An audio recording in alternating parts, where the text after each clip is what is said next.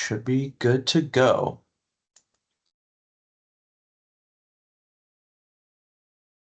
All right, so here's just a general table of contents of what we're going to be talking about today. First off, what is our new Salesforce system? How do you access it with the OHID stuff and actually finding the right place to be able to open everything up and accessing it properly. We're going to walk through the whole application for the HOPWA program. We're going to talk about technical assistance, and then I'll have some general time for questions at the end. But like I said, before we hit record, if you have any questions that you feel is relevant to whatever we're walking through, feel free to chime in or shoot a message in the chat, and we can address it then.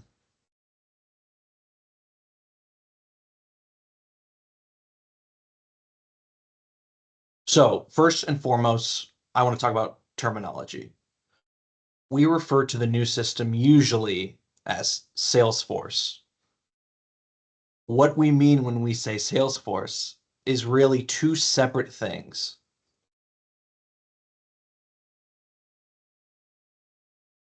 Out of the way, is really two separate sides of the same coin.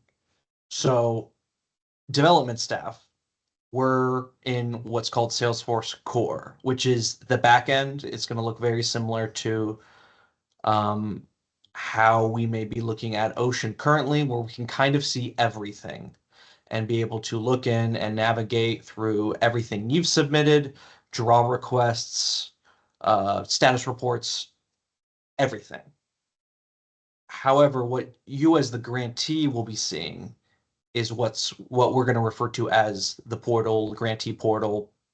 There's a bunch of different names we'll probably have for it, but it is a very specific, tailored experience compared to what we are looking at as the development staff who's managing the program. You'll be able to do the whole application through there and every piece of the process with the exception of the grant agreements, which we'll talk about in a minute.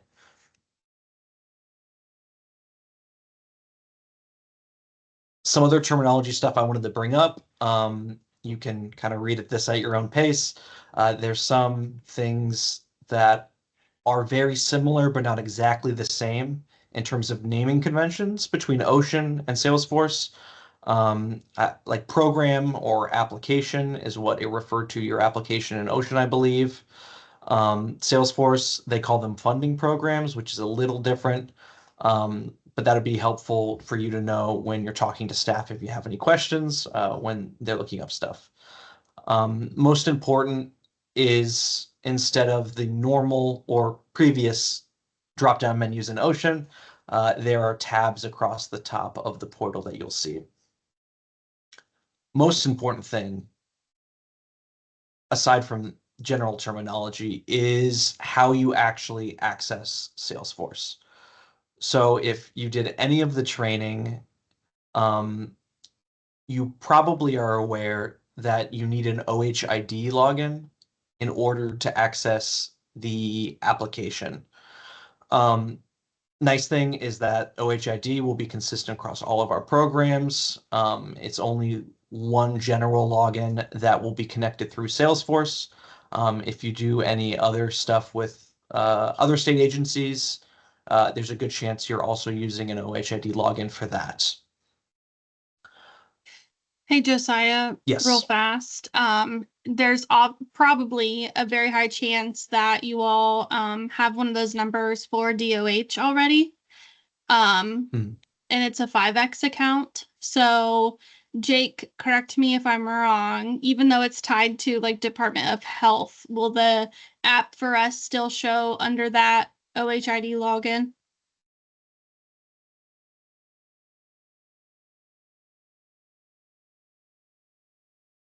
If you're talking, we can't hear you. I'm sorry.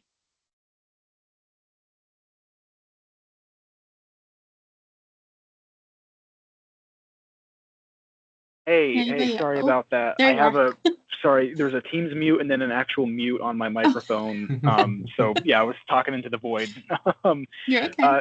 So they currently have 7X account or 5X accounts with HHS. 5X accounts with Ohio Department of Health. Department of Health.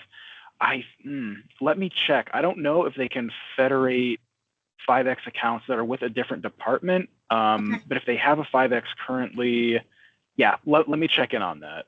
I don't know if we can federate stuff that's not under our direct control, but I can see if that could be. Yeah, it might have to be a dev account. Okay, so we'll work on. Go ahead, Jake. Sorry.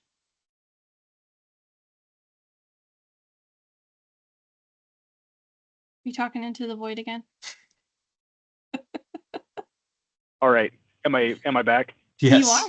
There we go. Oh, I hate this mic mute. But no, Eric overheard me, and he said that even though it's not a dev controlled account, we actually can federate it, so that would be sufficient. Yes. Okay, perfect. Miss Megan at Canopy, do you have a number that connects you to ODOH on like OHID through a portal? No, I'm not aware if I have that number. Okay. Kelsey, I can see you, so I know you have one. Megan, do you? Oh, beautiful. Okay. So yep, we're good. Awesome. So it looks like, Jake, then we'll just need to get Megan at Canopy an account. Do you want me to go ahead and get ahead of that and send her the web to case link? Yes, please. Okay, got it.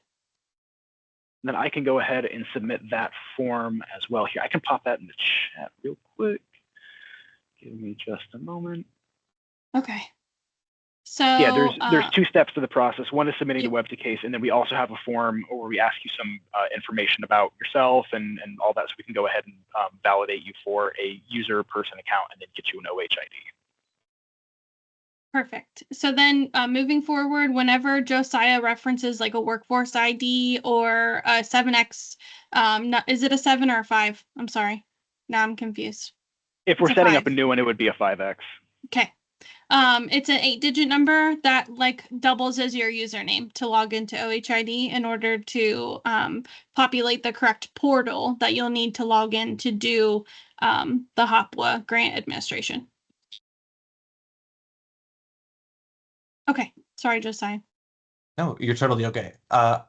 I'll talk about it again in a moment, but I think accessing the system is probably going to be the most challenging part if you haven't done so already. You're more than welcome to reach out to Taylor or myself through the general email address that I'll have at the end of the slides.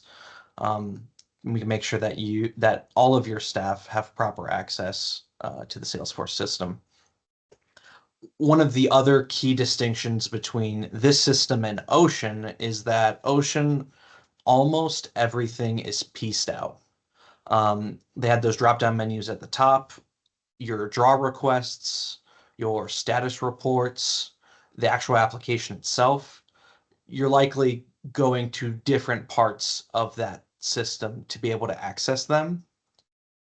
In Salesforce, in your portal, everything is connected. So it should be easy to find that information, and you'll be able to look at everything in one place connected to the main application you're submitting.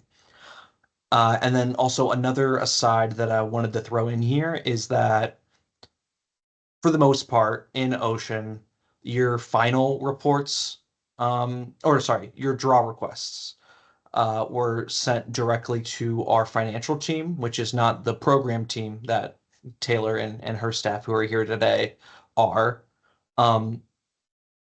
In the new system, we will be having the grant analysts seeing all your draw requests. So that's good for you to keep in mind that that's the first person it's going to go to when you hit submit. So if you have any questions or if you submit something but like, oh shoot, there was something wrong with that, or you have more information, your grant analyst or Taylor in some circumstances would be the person you reach out to. Okay. So Jake and Taylor talked about this a bit, but I did want to provide some walkthrough on if you know you don't have an OHID set up or you're not sure if you have that number accessible to you. this is where you're going to go to be able to get that set up. And I think they may have sent some of those links in the chat already, which is super helpful. I think I covered everything there. All right. If you've submitted an application in the past in Ocean, you're probably very familiar with what this website is. This is our technical assistance page. This is where you'll be going to access the application materials that you download, fill in, and attach to the application within whatever system you're using, Ocean, now Salesforce. But if you're on the home page of this technical assistance site, there's also some support options to help you as you're trying to navigate getting people an OHID and getting them into the system. So there's this nice large tile in the top left-hand corner called Ocean to Salesforce Transition that you're going to click. At the moment, there's only 2 options, but there's likely that there'll be other things that will be put here over time. But most important and relevant to you is that there's training materials on once you have that 8-digit, what we call a 5X or workforce ID number that is tied to that is the OHID that it's tied to. This is how you will actually set things up. And making sure that you have a password that you actually know and can access because that stuff isn't necessarily automatic. So we'll click into that training materials. There'll be a hyperlink here on this page, and it's going to bring you to a whole long document that will walk you through step by step once you have that number on how you're going to set that up. I do want to recommend that you download it when you're viewing this because there are hyperlinks in here. And if you're just looking at this preview that I think is through Salesforce, actually, in your browser, you won't be able to click those hyperlinks. So make sure you download it so that you can follow along and find the proper links that you need. But the one thing that this won't help you with is if you don't know if you have that number, or if you know you don't have one and you need to have it set up, which is kind of what Jake was talking about previously. So also going back to that home page, there is this button in the bottom right corner. It's literally a big red button that says Create Salesforce Case. That is the button you're going to click if you want to have us check if you have an OHID, or if you need to create one from scratch if you know one of your staff members who need to access the application, the job requests, the whole setup, if you know they don't have that. So we're going to click that. It's going to pull up this whole form. I do want to suggest that you're as descriptive as possible about what your issue is. If you're not sure if you have a number, make sure you write that in the description. If you have a number but you're having issues logging into it, we can also help you with that.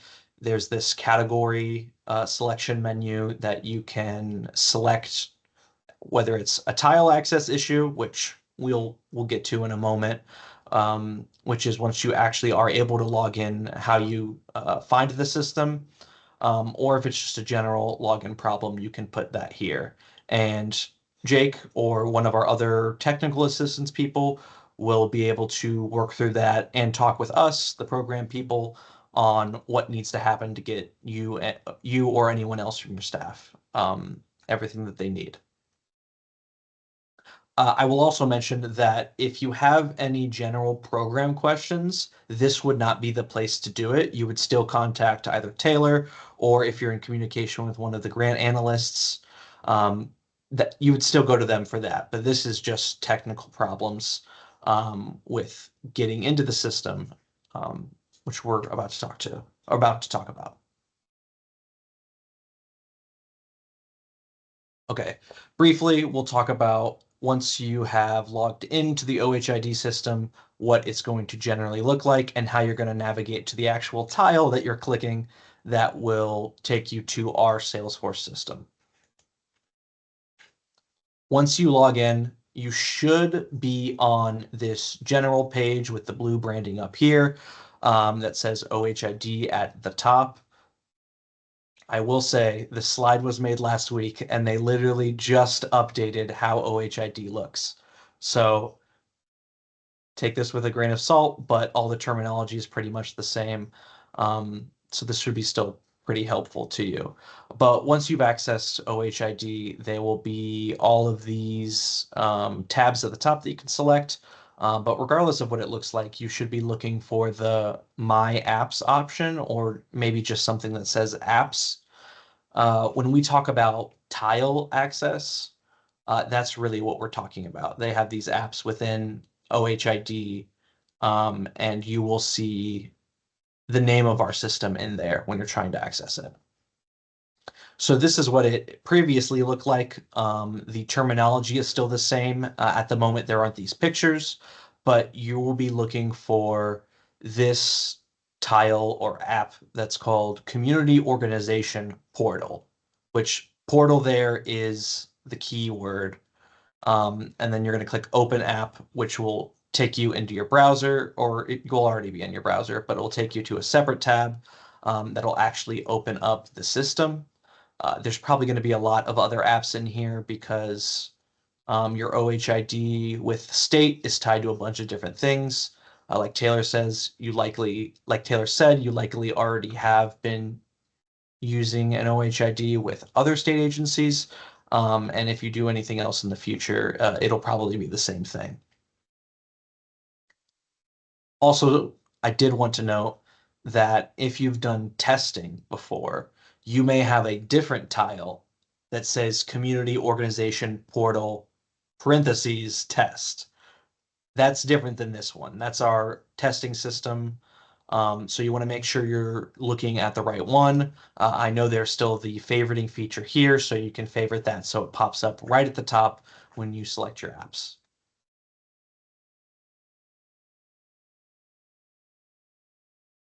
And then it will pop you into the home page of what our portal looks like. So something like this, the pictures may change, but this is generally what you should be looking at if you want to know that you're in the right place. You'll notice it's cut off here, but it will list out some of our other offices. In this case, we're the Office of Housing Support. That's how you know you're in the right place. I'll stop for a moment before we move into the application. Were there any other questions about accessing OHID or the system, or are you all pretty much good? Sorry, I dropped a question in the chat, but I know that's not always easy to see. Should that tile currently be visible in the App Store, or is it hidden since you're still in training? It probably should. You should be able to see it. Jake, correct me if I'm wrong. It might be because I'm looking on a 5X account. I know you said that you will be able to do those pieces, but it might be that it might be that something you haven't been able to do, but. Yeah, I'm not able to find it either. I'm sorry, Josiah. Yeah, it's also possible that our TA folks have to confirm that the account that we have created for you in Salesforce actually is connected to your OHID and you have access to the tile. Jake, you're talking into the void again. Yeah, no, I'm kind of listening in right now. Yeah, if you're in OHID with the OHID login that you typically use for work, and you do not have access to the tile, please let us know, and I can get in contact with IT to make sure that your OHID is given access to that tile. And if you want to use, I mean, you can probably, well, okay, I'll walk back on that. You should use this form because it's easier for us to track it. So if you don't have access to the tile, there is a specific category here on the TA site when you submit the Create Salesforce case that says tile access issue. So that's probably a problem if you're not seeing it at all, but you can log in with your account. Yep. Yeah, And- that's yeah. correct. If you have an OHID and you know that it's working and you've used it and you can get into OHID with that, but you don't have the tile, just use the tile access issue designator for that, and that'll let us know that you do have an OHID, but you just need to be added to that tile in Salesforce or in OHID.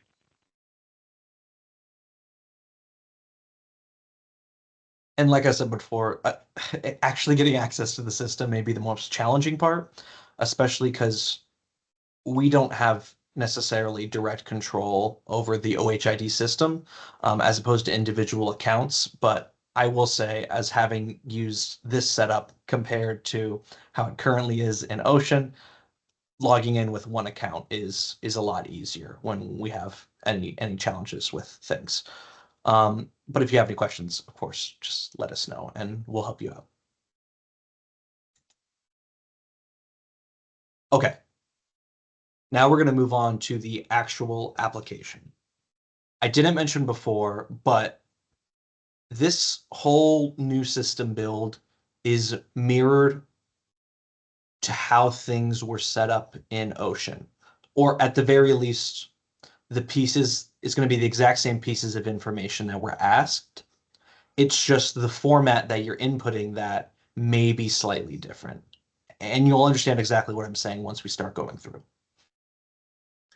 Now, in order to access the application from the home page, once you've opened up from the OHID tile, you'll see these tabs at the top, very similar setup.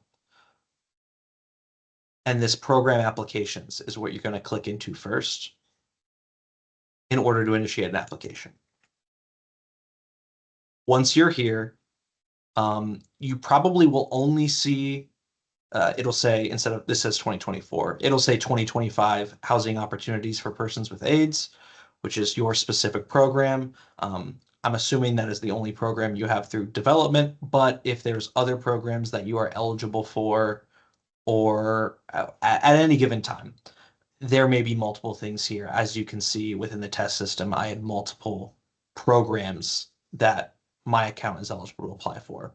But you just want to make sure that you are finding your proper program here and selecting the right one on this program information page.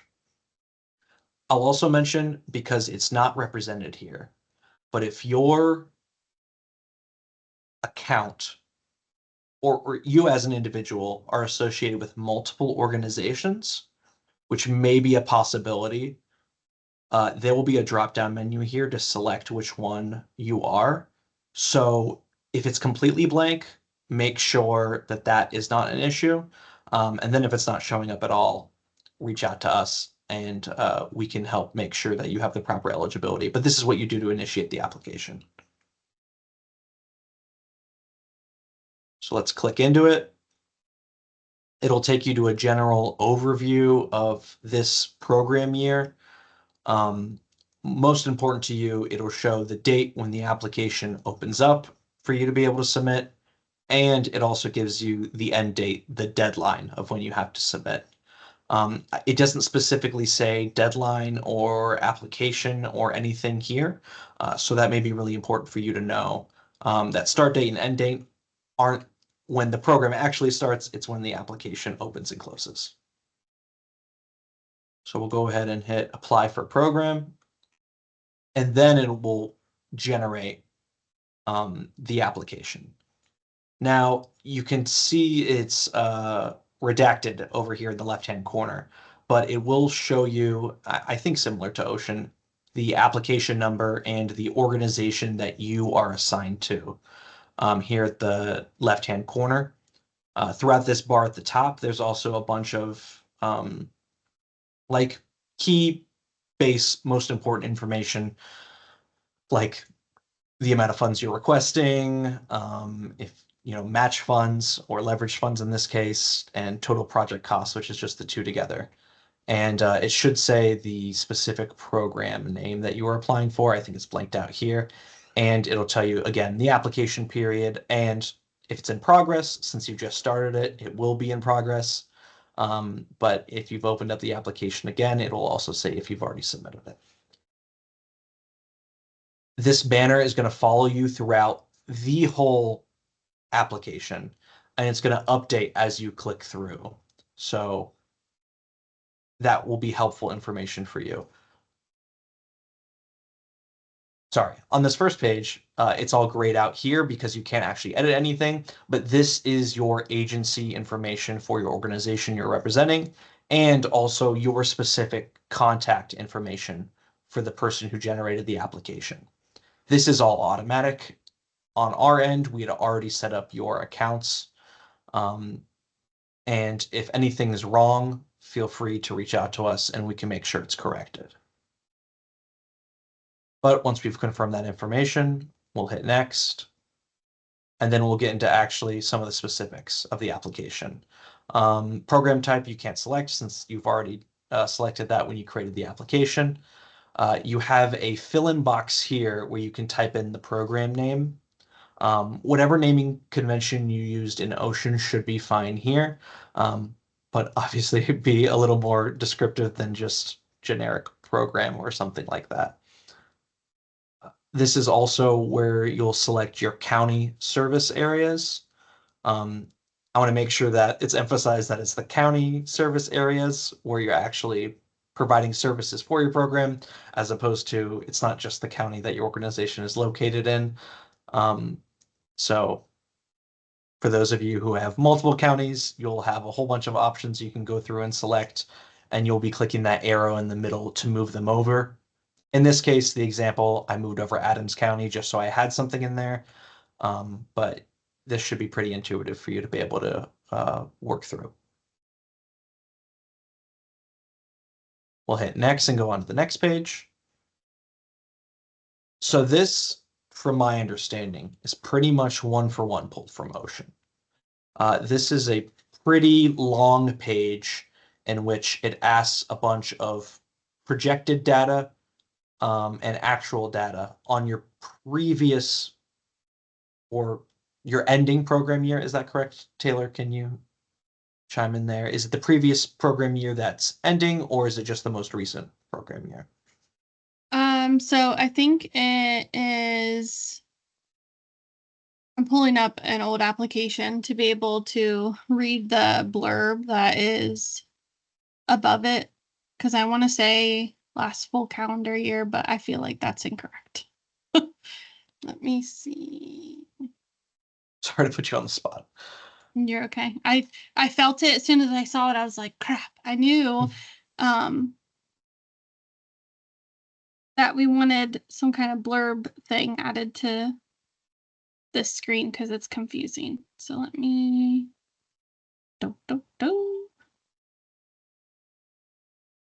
I'll just mention that the boxes up here, date of most recent Ryan White monitoring, the date of the response, findings, concerns.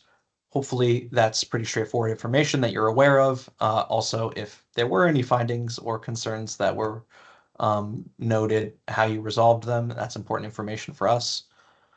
And then we get it down into the actual data piece that we're talking about now. So I have Equitas program year 24 application pulled up for the BOS, and the blurb says projected figures should equal those included in the agency's fiscal year 2023 grant agreement. Actual figures should reflect the period January 1, 2024 to September 30th, 2024. So when you go to do this year's application, projected figures should equal those included in, so the same ones from this application that I'm referring to, and then actual figures served from January 1, 2025 to September 30th, 2025 is what you would input then into this application when it opens at the end of September, start of October. Hopefully I didn't lose anybody there. That makes sense.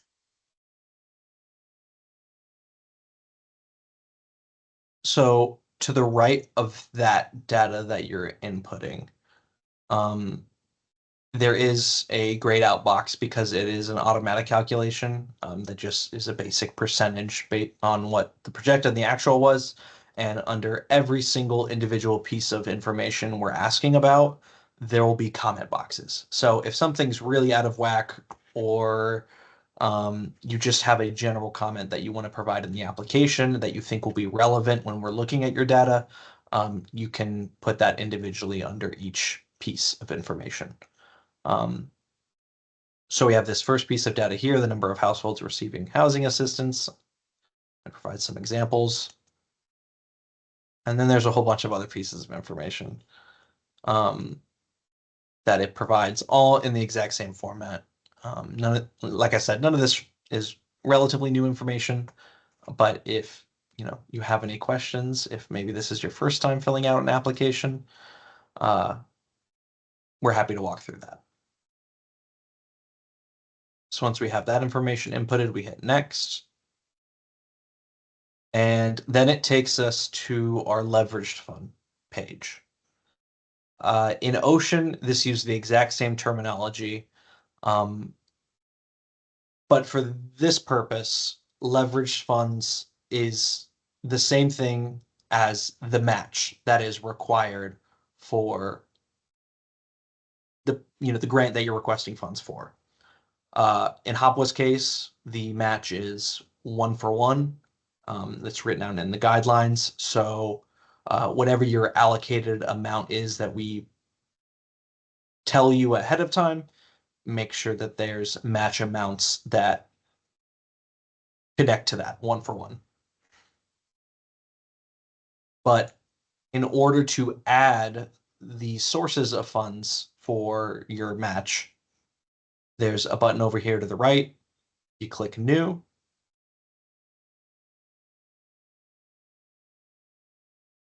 It'll pull a pop-up box up in which you can input information.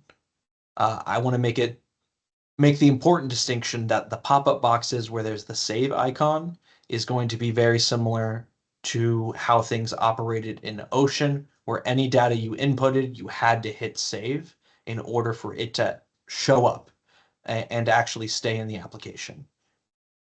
This system is a little different. That data you were inputting previously, if it's on the main page, once you type it in, it's there. You don't have to hit save. When we have these pop-up boxes, when we're inputting the match funds or when we get to the project and the activity breakdown, you will have to hit save if you're inputting any of that information, or else if your computer shuts off, you have something else come up and you have to, and it logs you out or you exit out of the browser, that information won't save in this format. For example purposes, this just lists out leverage fund A. It's really your match funds, but it uses the same terminology. And then here in the middle, there'll be a drop down for a bunch of categories, state and local funds. There's private funds. There is a whole long list of categories that should be pretty descriptive that you can select when you're inputting that information, and the format that funding is available to you, whether that's a grant, if that were to be a loan or anything like that, or if it is in kind donations, anything like that. And then the amount of the funds, I just inputted a random number there that will end up being totaling with all the match funds 1-for-1. But once you've done inputted that information, you hit save. Then it'll pop up here on the main screen before.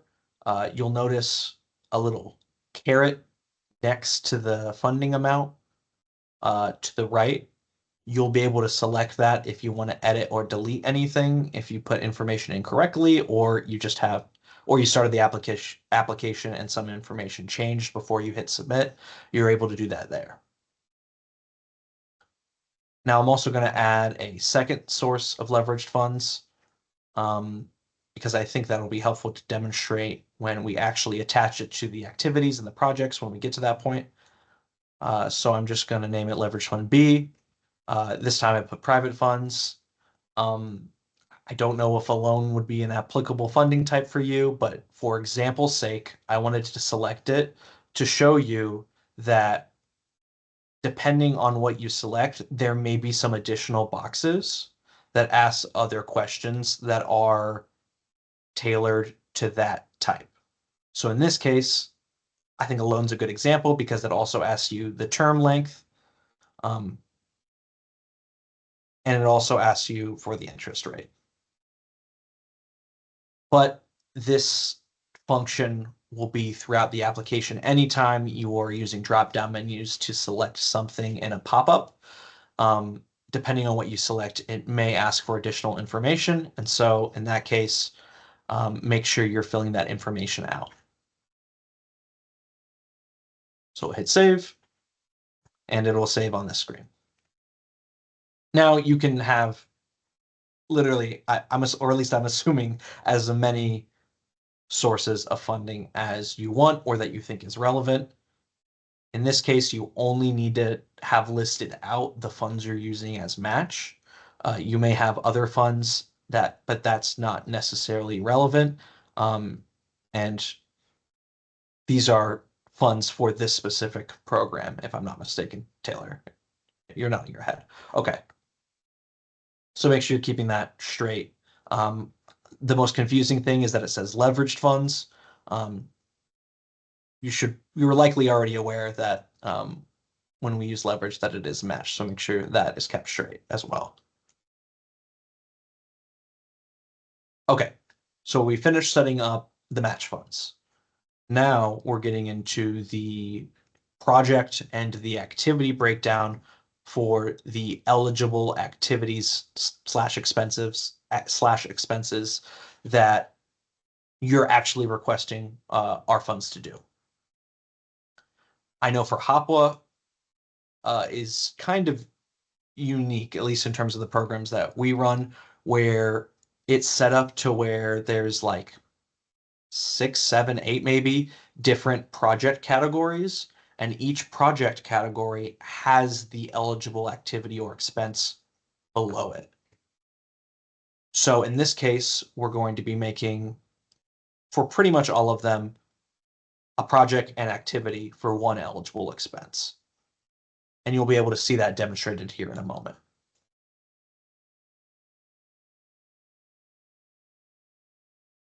And I will say I'm not going to go through each, and I don't have screenshots for each individual project setup. We're just going to do a couple examples, but you should get the gist from here.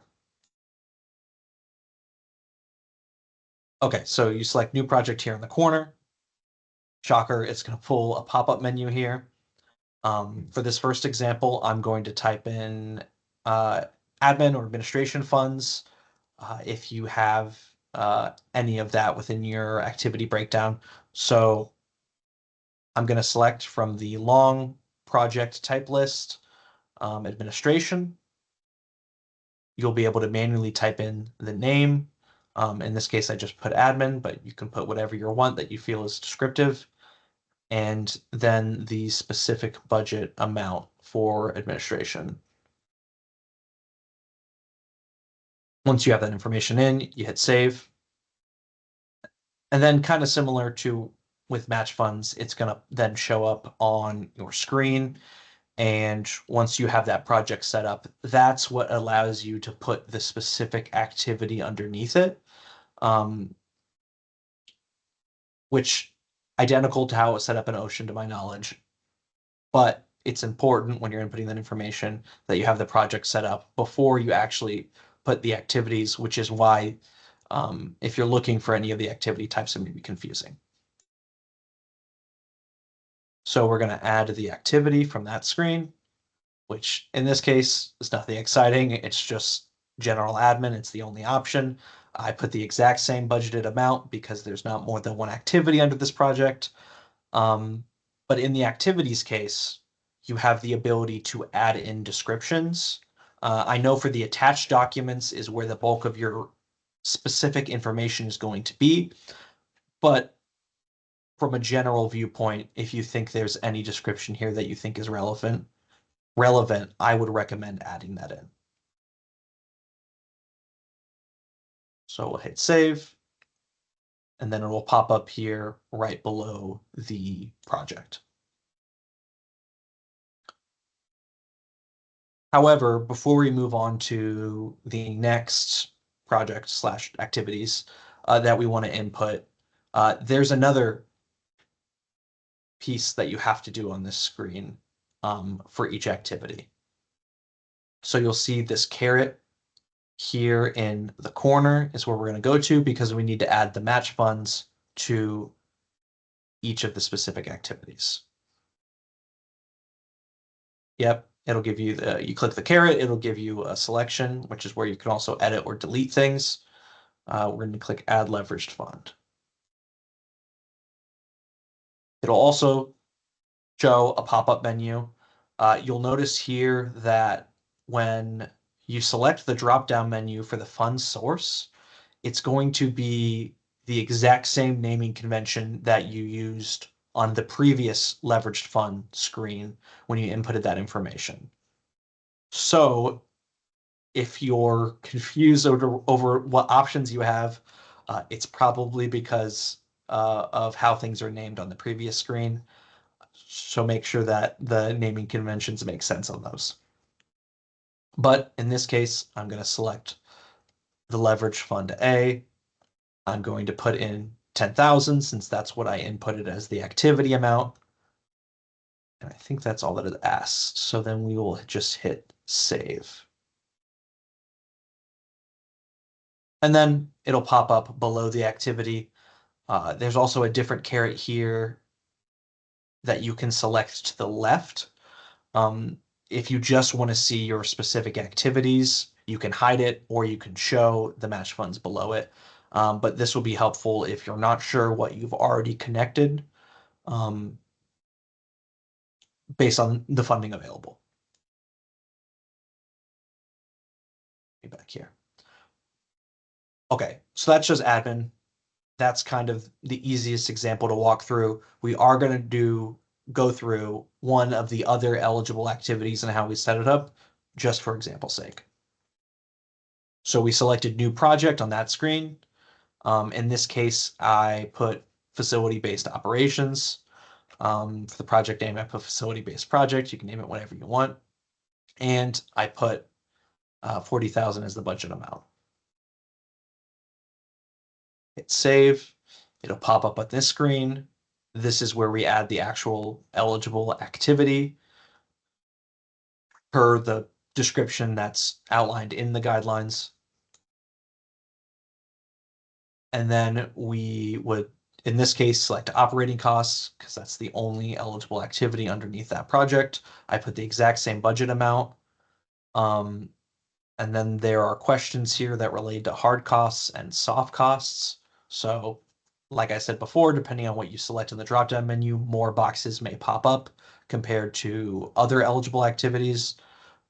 If you have any questions, if something just doesn't look right or you really don't think it's relevant information, let us know, ask us, and we can either explain that to you, or if it really is a problem with the system, we'll let that go through without information. But in general, if there's a box there, you should be filling stuff out. And then also an opportunity to do this, to do the description just like before.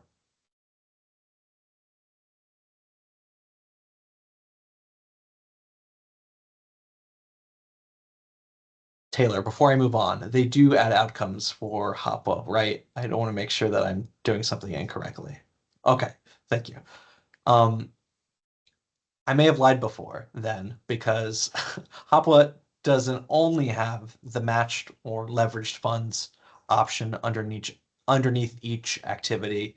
It also has your selection for the outcomes, which are different than the previous year's data. This is the specific outcomes that you are projecting going forward.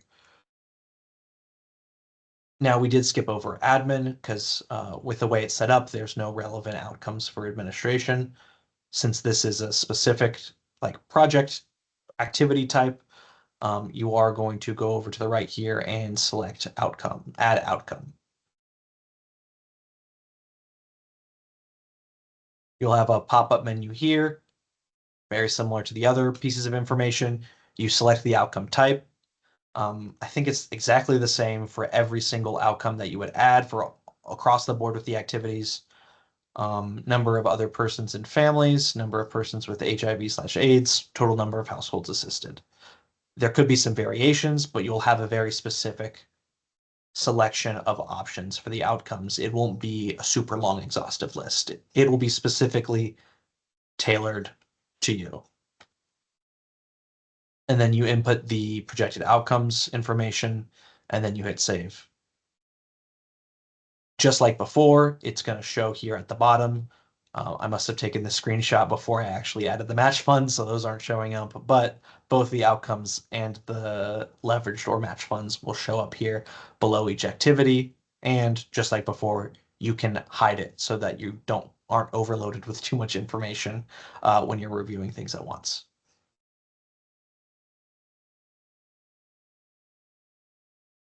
I'll also mention on this page, I highlighted here in blue, just for your information, the outcome type and the outcome number. For some reason, at the moment, it creates a number that says estimated total beneficiaries.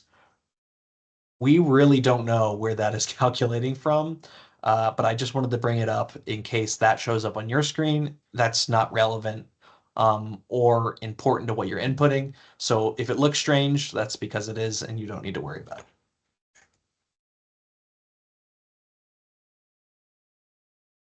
Now, if I was doing the full setup, I would add all three of these outcomes, but I think I just did one for example's sake.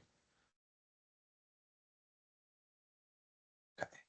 Here's an example of all of the information filled out. You have, I think it's the 7 different eligible activity types. You'll be doing the project and the activity for each individual one that you're requesting funds for, assuming you have multiple. So once all that information is listed, you would hit next, which will take you to the real bulk of the application. If you've done this before, this is where you add the attachments or exhibits, as it's referred to in your case.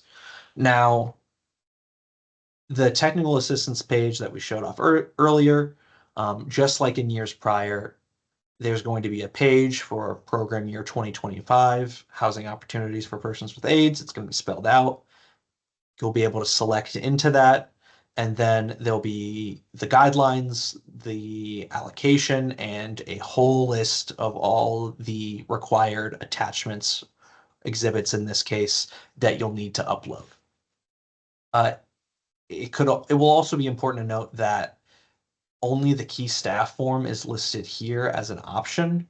In the actual application, you're going to have all like 13 odd exhibit options here that are going to be specifically listed out. So you want to make sure you're attaching the right document to the right name. If you aren't on the TA page, I suppose, or not looking at it, you could download the templates that we have uploaded that are the exact same documents, but since the guidelines and the allocation amounts and all that stuff won't be on here as a required or optional attachment, it's probably just best to work off of the TA page, but that is helpful information for you to know. I would also say that depending on what your process is, it's likely that you'll already have the documents filled out before you're really going through and filling out this whole application, because some of that information connects. So assuming you have all those documents together in a file folder somewhere and they're ready, you'll be able to click upload here, which, shocker, will pull up a pop-up menu, which will give you the opportunity to put comments. If you don't have any relevant things to say, you don't have to input anything here. Currently, it's not required for you to list out any comments. But most important, there's a upload files option here at the bottom of the page. You'll notice you can't hit save or do anything, even if you've typed in a comment without uploading a file, since that's the important piece of information that we're requesting here. So you'll hit upload. I don't have a good screenshot of what it's going to look like because it totally depends on how your files are set up in whatever computer you're using, but it's going to pull up the files on your computer, and you'll have to navigate on your own to find the respective document. However, once you've selected the document through your files, it'll show this screen, which will show the name of the file. In this case, I just re-uploaded the exhibit as the example. There'll be a progress bar. If it takes a while for you to upload it, you'll be able to track that. Once it's done, a check mark will pop up over here, and then the done button will pop up for you. So you hit done, and now you can see there that it's uploaded. There's a check mark over here to the left. It'll show who from your agency uploaded that document. So if you have multiple people who are filling out the application, you will have the ability for multiple staff members to be able to go in and add stuff to the application. And it will specifically show who added those attachments and also show you a date. And it'll let you delete it or download whatever document you uploaded. So if you have any doubts on what you had submitted, you'll be able to download that in that specific document back into your files. But obviously, in the actual case of the form, there'll be 13 some odd exhibit documents that you'll be uploading.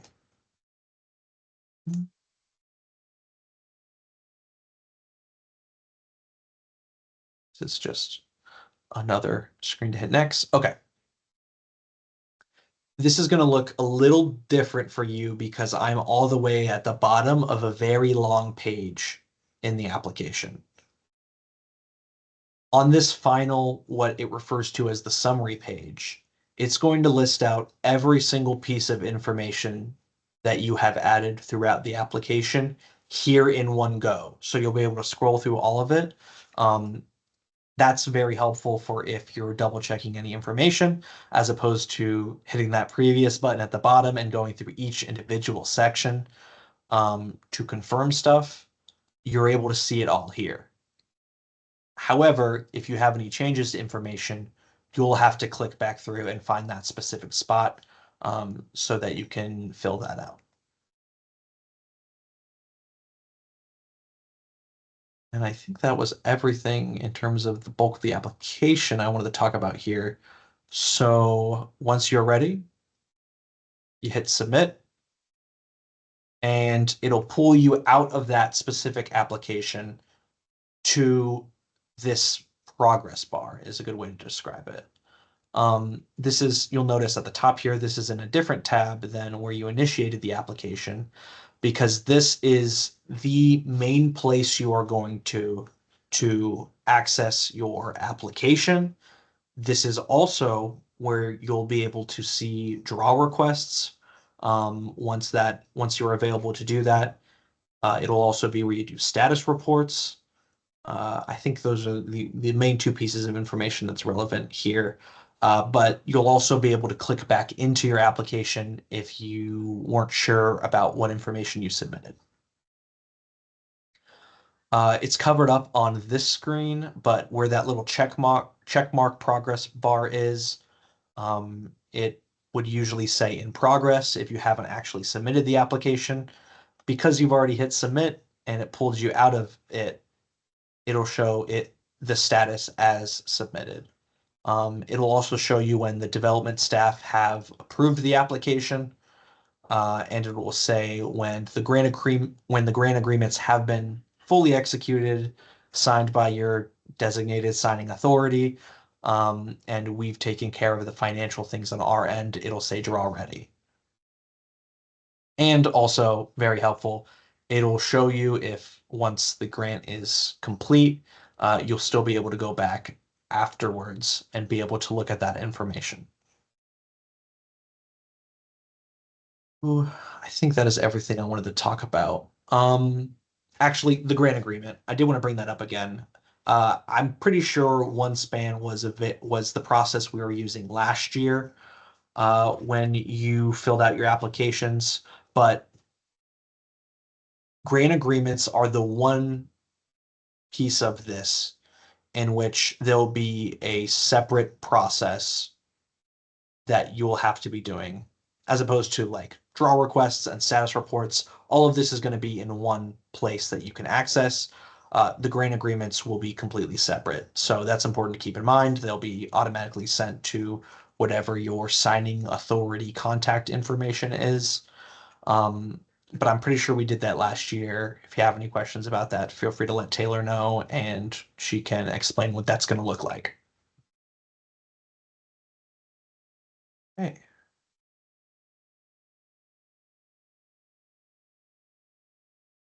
Before we get into general questions, I did want to talk about another option that you have for technical assistance. Now, as opposed to the form that was on the TA page, this is a little different because this is when you're actually in the portal in Salesforce and something's really buggy or wonky and you're not sure what's going on. This is an option that you have to be able to submit specific system issues as opposed to access problems. So just like when we created the application, you'll start out on the home page. There is this tab at the top kind of banner, which says support. And that's where you're going to go to be able to submit, which I think is similar to Ocean, submit a ticket for assistance. I will mention again, any programmatic questions are still going to go to Taylor and her team. This is specifically if you are having problems once you're in the system. If anything looks weird, you'll notice that there's this drop-down menu that says reason. There's a whole bunch of different options because we use this portal for other programs within development, but you can probably just select either issues completing the community grant application, or if you're having problems viewing things in the portal, you can also select that here. I will also say that since this creates a ticket on the back end, as opposed to like generating a general email that you would have sent to us with technical problems, it's very helpful to submit screenshots and be specific if you have any problems. That way we can help you as quickly as possible. Obviously, if you're more comfortable reaching out to your program staff directly, if you're not sure if this would qualify as a technical issue in the system, you can still do so. But this option is available to you at any time to be able to submit it, any concerns you have. I'll also mention this will create a case number. See if it shows it. No, okay. You can kind of see it. It's cut off at the bottom, but once you've hit submit, it'll create a case number for you, which will be very helpful because if you're talking to someone who isn't Taylor or the analysts on her team, and if there's a possibility that you're talking with our IT people who may not be as familiar with your program, there is a case number down here that you can specifically reference so that they can find what you're talking about.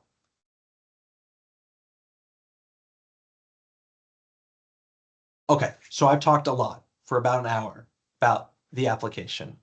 I know there's only a handful of grantees for this program, so I'm sure you'll be able to ask questions as we go, but I did want to open up the meeting if anyone wanted to ask any questions or if there's anything from the chat that I haven't gotten to yet.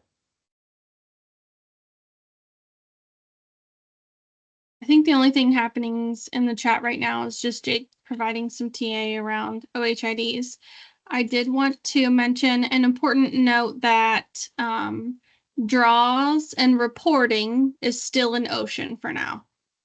So those modules have not even, I don't even know that they've been like created yet in Salesforce. So for the time being, those two actions will still be completed in Ocean. So for a while, you'll have access to two systems at once. I really apologize for that because I know how much, how frustrating it is to juggle all those passwords and different websites and things like that. But for transition's sake and for the time being, you said draws and reporting is still going to be in Notion. And then once we get word on the development of those, we'll hold trainings like this again. So folks are up to speed on how those look and how they act and how to access those.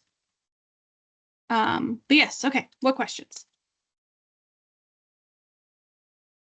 I guess I'll also mention real quick off of that, Taylor, is that regardless of previous grants that you'll have in Ocean, this system is set up once your grant agreement is active for you to be able to do the draws and reporting through here, but it will only be the program year 2025 request at the moment. If any of your stuff is ported over into the new system, which isn't going to happen in the near future, like next 6 months, let's say, we will let you know when that transition has happened, and we'll make sure we're very clear about that.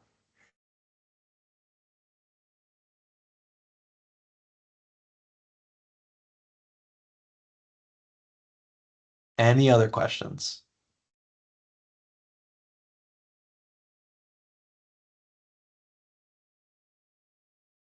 Well, if you think of anything, this is a small group, so you're welcome to reach out to Taylor. I've provided our general OHS inbox, which is just for the Office of Housing Support. We use that email address for some of our other programs that aren't necessarily in Taylor's section. But this is an email address that I am monitoring, and we have attached to most of our Salesforce trainings. So if you have any questions, especially if it's about accessing the system, you're more than welcome to reach out to Taylor. But if she's not available or it's not necessarily an urgent request, you can send it to the OHS inbox as well. Let's see if I can figure out how to end this recording from this screen.